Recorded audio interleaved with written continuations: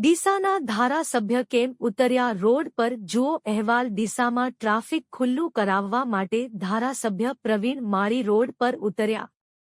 બનાસકાંઠા જિલ્લાના વેપારી મથક ડીસામાં હાલમાં બટાકા નગરી તરીકે વિશ્વ પ્રખ્યાત છે જેના કારણે હાલ બટાકાના ટ્રેક્ટર ભરીને જતા સ્ટોરમાં હાલ ડીસાના મુખ્ય માર્ગ પ્રસાર થઈ રહ્યા છે જેના પગલે હાલ ડીસામાં ટ્રાફિક પ્રશ્ન પેચીદો બન્યો છે ત્યારે હાલમાં ધોરણ 10 અને 12ની પરીક્ષા ચાલુ હોય પરીક્ષા આપવામાં માટે વિદ્યાર્થીઓ હાલ સર્કલ પર પસાર થતા અહીં ટ્રાફિકના કારણે વિદ્યાર્થીઓ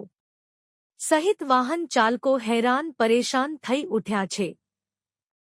ત્યારે આજે જલારામ સર્કલ નજીક રામાપીરનું મંદિર હોય અને આજે બીજ હોવાના લીધે ભાવિક ભક્તો સહિત અનેક લોકો આ ટ્રાફિકમાંથી પસાર થવા માટે મજબૂર બન્યા છે ત્યારે ડીસામાં શહેર ગીચતા વચ્ચે ટ્રાફિક પ્રશ્ન પણ ખૂબ જ પેચીદો બન્યો છે જેના પગલે આજે ડીસાના જલારામ સર્કલ નજીક પસાર થતા વાહન ચાલકો તેમજ વિદ્યાર્થીઓ આ ટ્રાફિક જામમાં ફસાયા હતા જેના પગલે ત્યાંથી પસાર થતા ધારાસભ્ય પ્રવીણ માળી ગાડીમાંથી ઉતરીને ડીસા શહેરમાં ટ્રાફિક પોલીસ અને ટ્રાફિક બ્રિગેડ જવાનો સહિત ડીસા ધારાસભ્ય